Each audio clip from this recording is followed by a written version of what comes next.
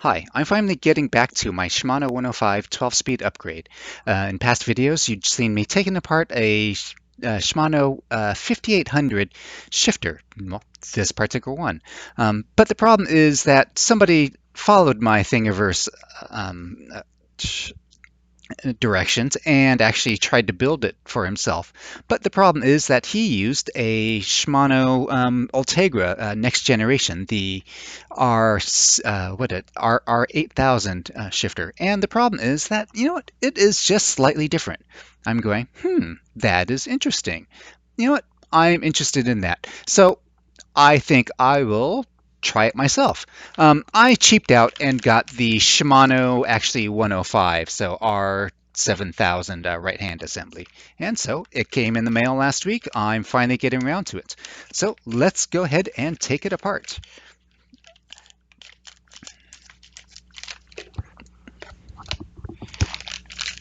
So as you can tell, it's the STR 7000 right-hand bracket assembly. And I hope that is the right part number. We'll check it out on the Shimano site. This is the shifter. Yeah, I got the one without the brake lever because, well, I just want the shifter itself. You know what? I was interested in whether this actually is somewhat compatible with the previous generation, but let's take a look. Not quite. The hood is more right-angled right here, so and actually it's got a lot more coverage. Well, no, not. It's got a little bit of coverage on the bottom. It's almost the same. This smooth part that doesn't have the flutes in it is actually plastic. But let's go ahead and take that off. Um, this should be relatively straightforward if I'm not completely spastic here. So hood comes off. And we'll just roll it off this side.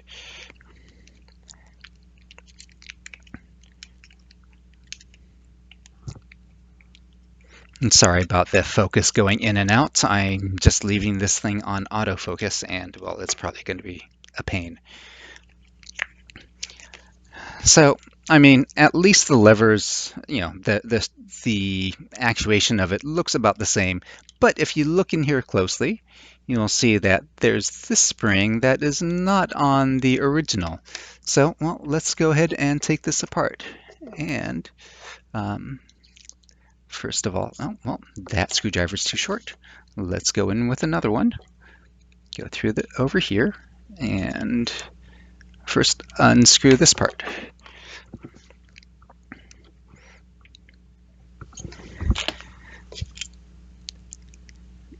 It's a 2mm, not a 2.5mm.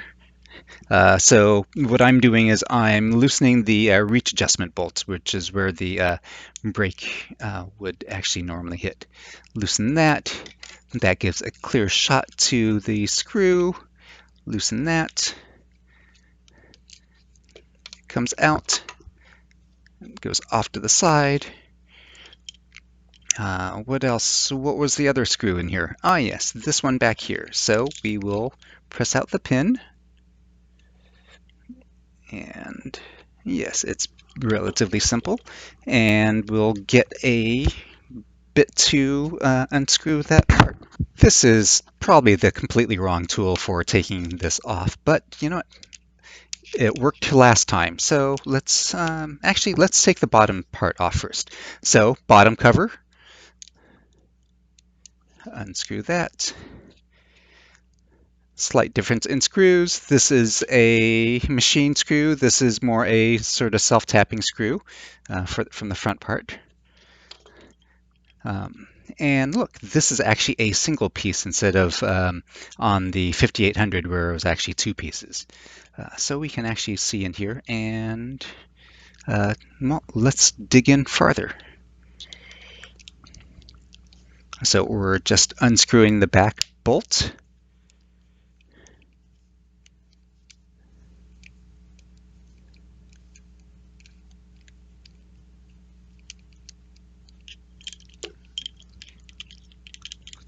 I mean, it's very similar to the other one.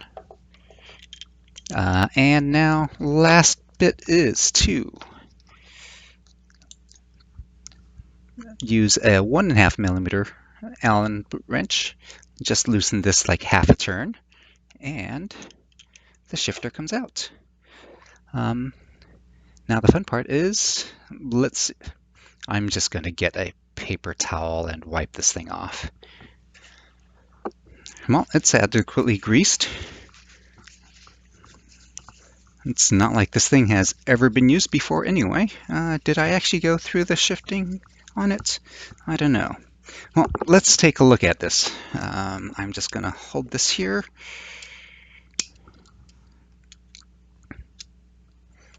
And so shifting. This would normally be the large lever and shifts to a larger gear. Yep. And this would shift to a smaller cog. All right. Well, shifting seems a bit normal.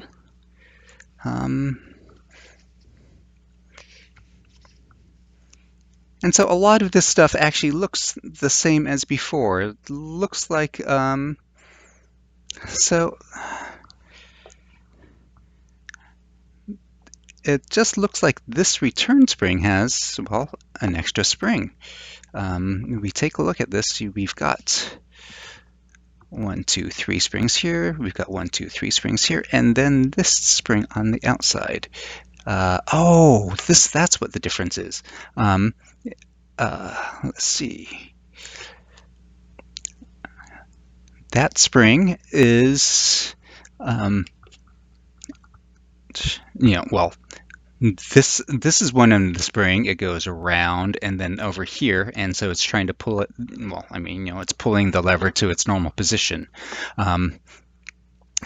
This one from the old 105, the 5800, the spring goes around and actually gets pressed further into the barrel here. So I mean, they're doing pretty much the same thing. So you know what? There's not much difference between these two, at least that I can tell. Let's take a look at the mechanism, and you know what? Why don't I take it apart anyway? And so, like I said, I'm just going to use some vice grips. These are so cute, such small vice grips. Anyway,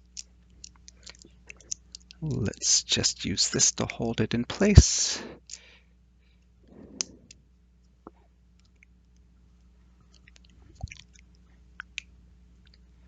And so as we were going before, shift the larger cogs this way. So let's take a look at this.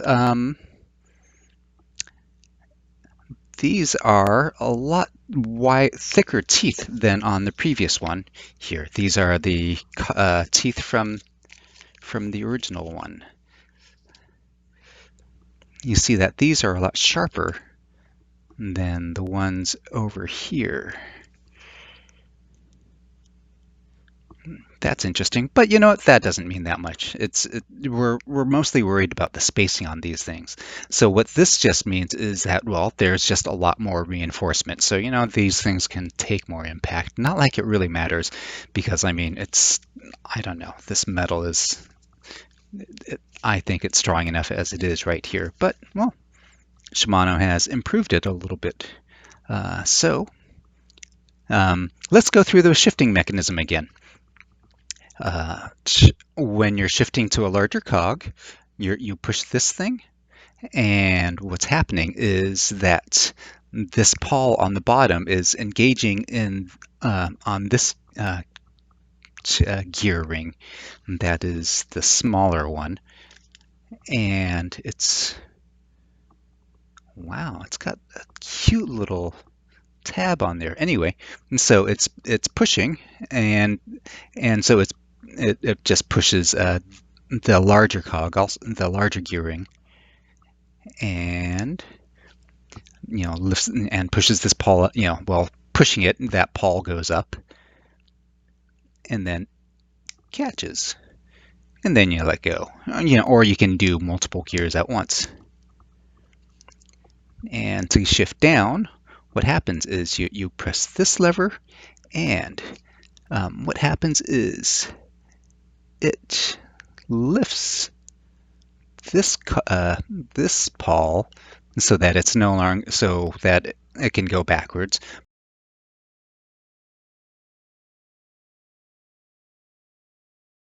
But also at the same time, it's pushing this pawl down and pushing and lifting this pawl up. Like I said, it's a clockwork mechanism. You can see one goes one goes down, the other one goes up. So this one catches on a tooth over here,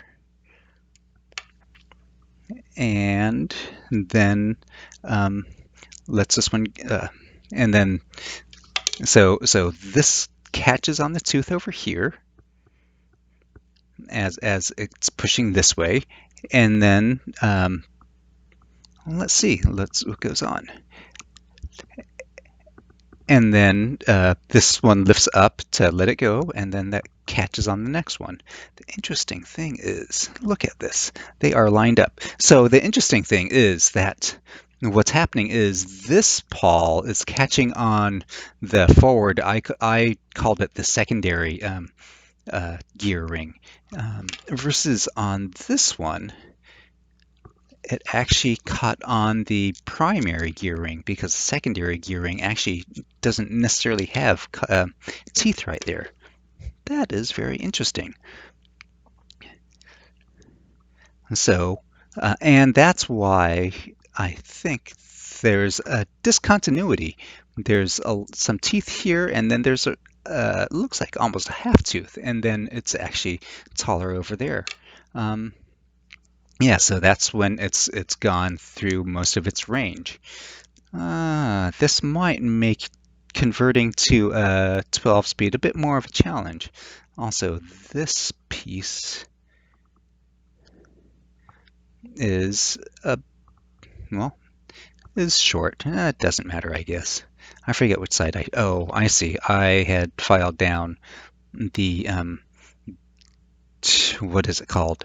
The cable carrier and the cable spool, and that's what I um, filed down to give this a bit more range to pull a bit more cable.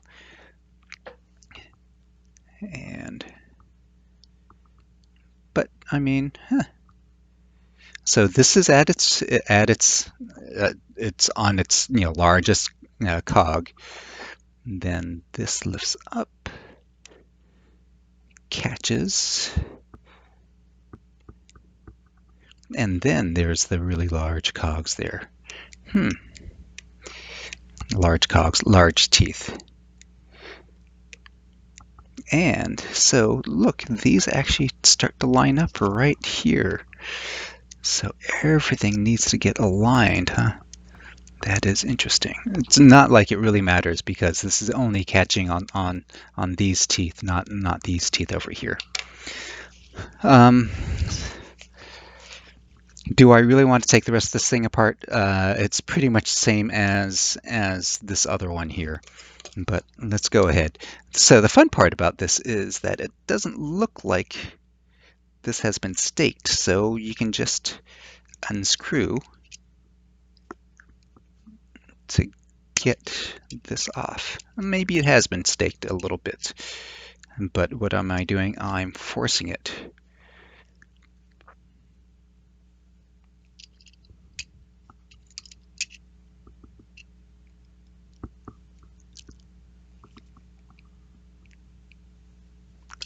To be able to unscrew this. What I probably should have done is, well, now I'm really just thrashing this. I'm going to tighten it back down and grind the top off, like I had done with this other one, where I had ground this little bit down. What had happened on that one was they're the same color metal for the nut and the center bolt, so it was hard to actually tell that they were actually two separate pieces until they got ground down. So all right, let's grind some of this stuff down. We're just going to take a Dremel tool to the top of this and see how it goes. Let's clear some of this stuff out, especially the tools that we're no longer even using. So these were the original gear teeth on this until so these are the actual 11-speed version versus the 12-speed that I've done on here. I could see if they just fit in place, but well, we'll get to that later.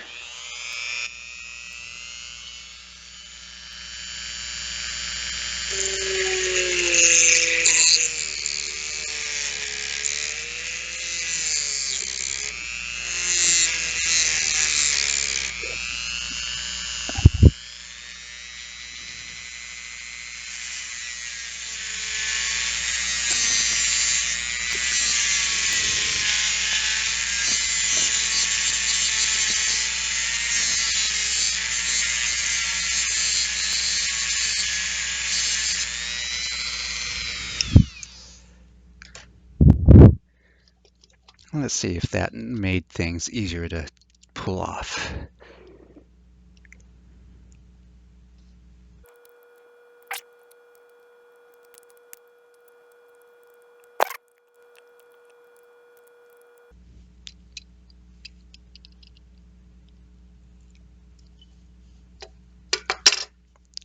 So this nut comes off. This carrier, this holder for it also comes off. Clear all the emery cloth dust off. Emery disc off, I guess it is. This part comes up. And this spring gets removed. Let's take a look at it. Oh, well, okay, so the spring comes off on the bottom end, I guess.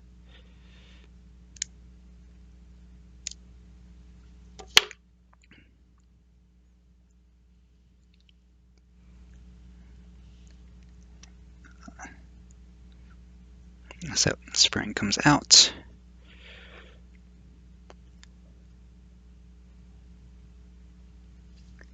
Then you can't see it, but the snap ring needs to come off. I bet you I am just going to fling that all the way across the room, but I've done this enough that, well, I actually bought a set of spare snap rings. Yes, using the back of a blade. Don't push on the blade part then.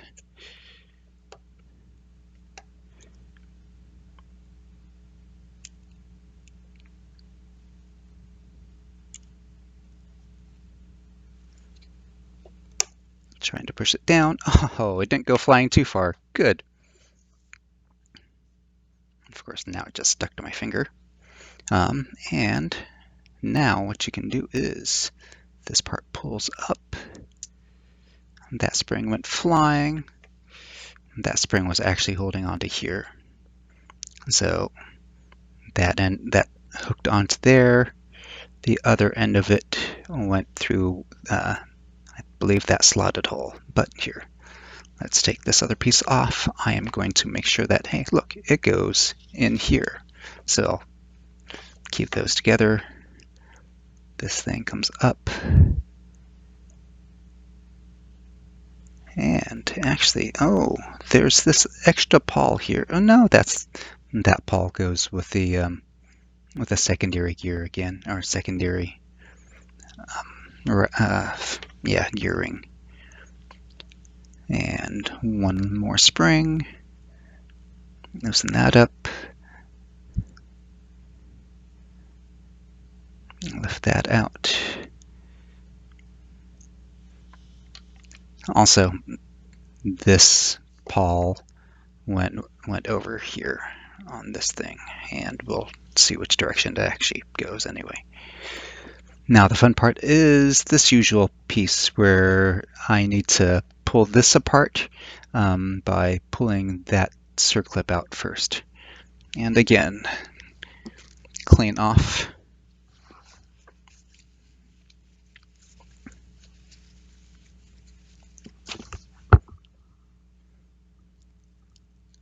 So this circlip comes off, again goes flying across the room. I guess that's one of the nice things about all the grease on this, is that it's just going to keep it from flying so far. Keeps it from flying so far that it actually just stays stuck to my X-Acto knife. Now, the thing is that these are two just slightly different size circlips. So yeah, so the larger one was for the pawl over here, and then this one is holding the shaft on. I didn't realize that earlier, but okay, that's how it goes. And now I need to just pull this thing off. Oh yes, need to release the pressure in the spring. So let's just take a paper clip. And nope, this is too large of a paper clip. Well, here, let's do that.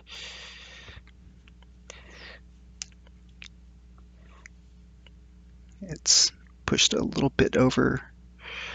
The problem is that I want the paper clip on the other side. Well, okay, that was good enough. So this comes off.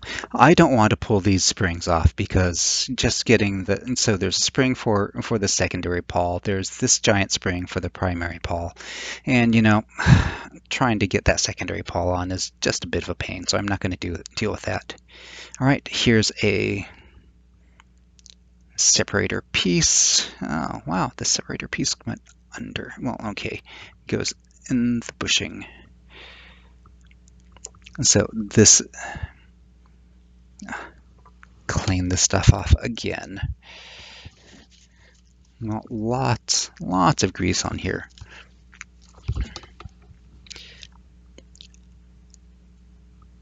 Bushing and holder. Like I said, secondary, you know, and I really should have paid attention. This was mostly in this orientation.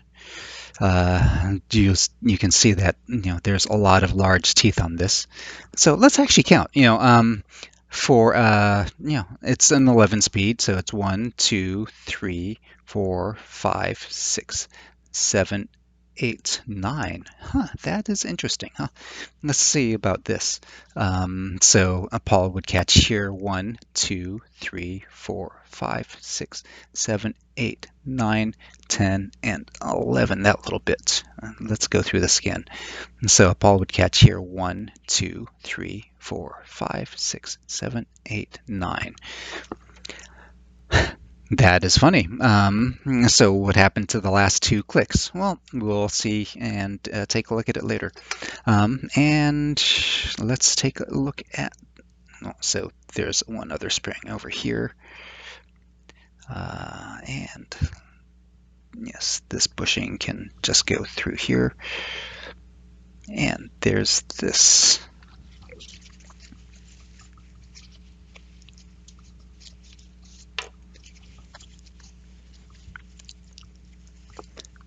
So this is the larger gear ratchet. So let's compare that with the other one. So this is like this is from the R7000, and what I have from my 5800 are these pieces.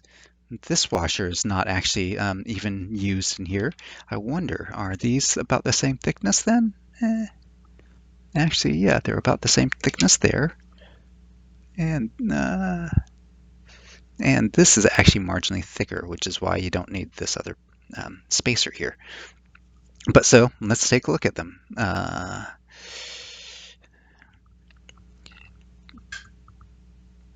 These cogs are, well, these teeth are mostly along here, and look at that. They are mostly, yeah, well, they line up nicely because, well, they're the same spacing. And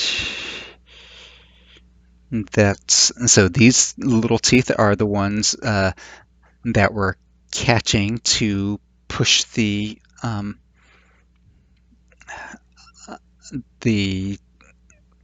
this cable spool, and then let the here. Yep.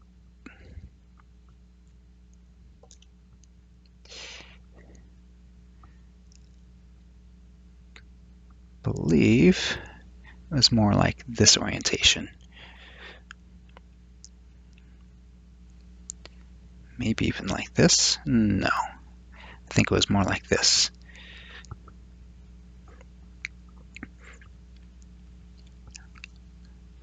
Where this would push on here, and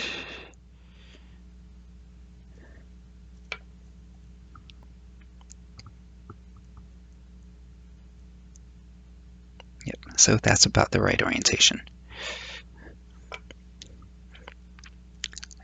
And so the big the big lever would push on here and ratchet it around. And so let's compare that. So the main thing is that these little teeth on here, well, the shorter teeth line up nicely. It's these larger teeth that are relatively new. Let's compare it with let's compare the primary gear ratchet, and this is what it's like. I'm just lining up the splines on the inside, and again, the flats of the teeth, are all lined up. The interesting thing is because the secondary pawl normally caught on it, and the secondary pawl is like a couple teeth over. This has more teeth than this side. This has probably the regular number of like 11 teeth. One flat, 2, 3, 4, 5, 6, 7, 8, 9, 10, 11. So if you wanted to do 12, we'd actually have to add one over there. So that is the comparison of these two together. So Shimano has changed around the gear ratchet a little bit, and making the secondary pawl catch on the secondary pawl is catching on the secondary gear ratchet instead of on the primary. The nice thing about that is that it could be clocked off just a little bit, and you're not going to have to worry about let's see, they were going to be clocked off a little bit, so you don't have to worry if this is too far out of gear. No. Well, we'll have to see how this works later on. Let's get these things right. So these are the old ones, these are the new ones, and we'll see how this goes. Neat part is, all right, going to need to add these cog gears to this. What might be interesting would be to put this in here in the old 105 and see how things work on it. But yeah. So this was a quick teardown of the R7000 shifter, and well, there's all the pieces. And well, reassembly will occur later on because, well, it's late at night for me. Thank you.